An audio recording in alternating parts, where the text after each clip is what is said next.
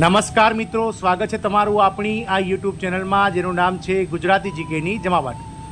ભારત સરકારના મહિલા અને બાળ વિકાસ વિભાગના નેજા હેઠળ વિવિધ રાજ્ય સરકારોની મદદથી ચાલતા ICDS પ્રોજેક્ટમાં કામ કરતા દેશના 28 લાખ કરતાં વધારે કર્મનિષ્ઠ આંગણવાડી કાર્યકર અને તેડાગર બહેનો તેમજ મિની આંગણવાડી કાર્યકર બહેનો કે જેઓ ઘણા લાંબા સમયથી એટલે કે છેલ્લા 2 દાયકાથી પોતાની જે વિવિધ માંગણીઓ છે, જેવી કે માનદ વેતનમાં વધારો, સરકારી કર્મી જાહેર કરવા, ગ્રેજ્યુટીને લાભ આપવો, વિવિધ PF PSICના લાભ આપવા વગેરે લઈ અને મિત્રો અસંખ્ય જે એમની માંગણીઓ છે તેને લઈને છેલ્લા 2 દાયકાથી તેઓ મિત્રો સરકાર સામે આંદોલન કરી રહ્યા છે. પરંતુ સરકાર દ્વારા ગત બજેટ પહેલાં પ્રી બજેટ જે મિટિંગ્સ હતી તેમાં મિત્રો 24 જૂનના રોજ માનનીય નાણામંત્રી શ્રીમતી નિર્મલા સીતારામન દ્વારા ઓલ ઇન્ડિયા આંગણવાડી ફેડરેશનના હોદ્દેદારો સાથે વાત કરી હતી અને તેમણે રાવ સાંભળી હતી.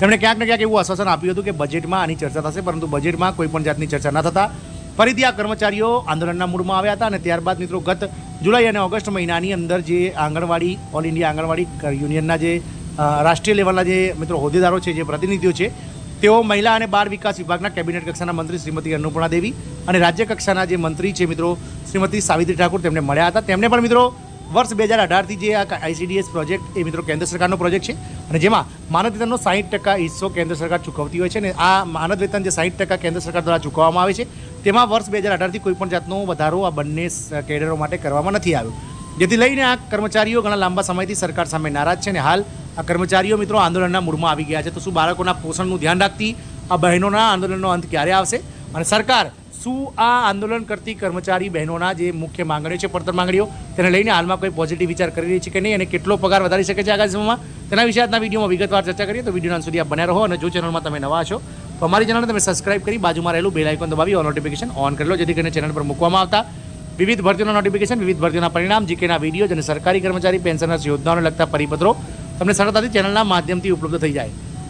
તો મિત્રો કર્મચારીઓની માંગણી છે કે જે આંગણવાડી કાર્યકર અને તેડાગર બહેનો છે તેમનો માનદ વેતન જે છે તે વધારવામાં આવે, પગાર વધારવામાં આવે, ટાઈમિંગ જે છે તે મિત્રો ઘટાડવામાં આવે. સાથે જ મિત્રો જેમ શિક્ષકોને મિત્રો વેકેશન મળે છે તેવું વેકેશન આપવામાં આવે. સાથે જ મિત્રો એ પણ એમની મુખ્ય માંગણી છે કે તેમને સરકારી કર્મચારી જાહેર કરી વર્ષમાં તેમને જે છે તે મિત્રો 2 વાર મોંઘવારી ભથ્થાનો લાભ આપવામાં આવે, નિવૃત્તિ સમયે તેમને ગ્રેજ્યુટીનો લાભ આપવામાં આવે. સાથે જ મિત્રો PF PSIC જેવા જે સરકારી કર્મચારીને લાભો મળે છે તે લાભો મળે.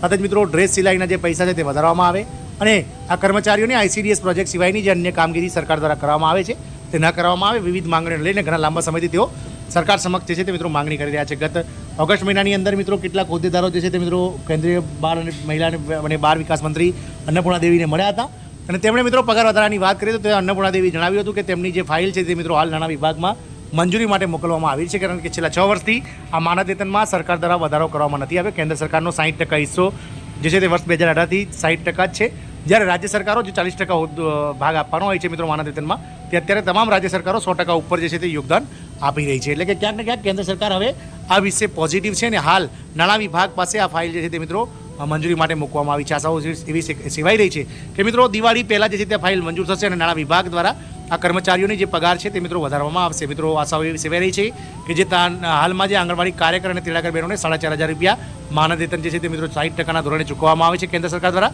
તેમાં 3 ગણો વધારો થઈ શકે છે. જો આવું બનશે તો નવો જે કર્મચારીઓનો પગાર બનશે તેમાં કાર્યકર બહેનોનો પગાર મિત્રો જે છે તે મિત્રો 21,000 રૂપિયા અને તેડાગર બહેનોનો પગાર 18,000 રૂપિયા પ્રતિ માસ થવા પાત્ર થશે. પરંતુ જો સરકાર બાળકોનું પોષણ ધ્યાન રાખતી આ બહેનોના આંદોલનના અંત ક્યારે આવશે?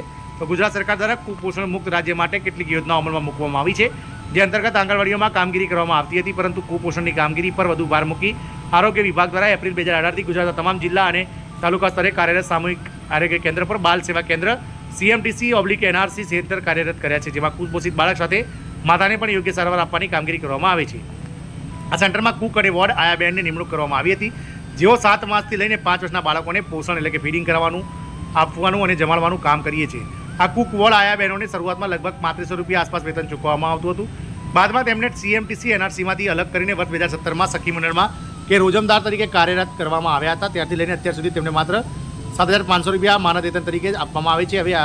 હવે તેમના પગાર વધારાની સહિતની અન્ય માંગણીઓની સાથે આ બહેનો ધરણા પ્રદર્શન કાર્યક્રમ યોજી ગાંધીનગર આરોગ્ય વિભાગના અલગ અલગ અધિકારીઓને અરજી કરી રહી છે. બીજાના બાળકને પોષણ આપતી આ બહેનો કેટલાક દિવસોથી ગાંધીનગરમાં પોતાની સાથે શોષણ સામે લડત આપી રહી છે. સરકાર સમક્ષ મુક્તિ આ બહેનોને એવી જવાબ મળ્યો પણ છે કે તમારી પોસ્ટ શું છે, અમારા વિભાગ હેઠળ આપણી પોસ્ટ નથી આવતી, તમે આ કચેરી જઈ અરજી કરી શકો, તમારી ફાઇલ મોકલી આપી છે, આવું ફોલોઅપ કરવાની વાત છે. મિત્રો ચંદ્રિકાબેન સાથે વાત થઈ હતી, જેમાં મિત્રો 11 મહિનાથી આ બહેનો જે છે તે મિત્રો પગાર વધારાને લઈ અને મિત્રો વાત કરી રહ્યા છે, જેમણે મિત્રો આવેદનપત્ર લખ્યું છે નેશનલ હેલ્થ મિશન ઓફિસર ગાંધીનગરને કે તેમનું જે માનદ વેતન હાલમાં જે 250 રૂપિયા પ્રતિ દિવસ મળે છે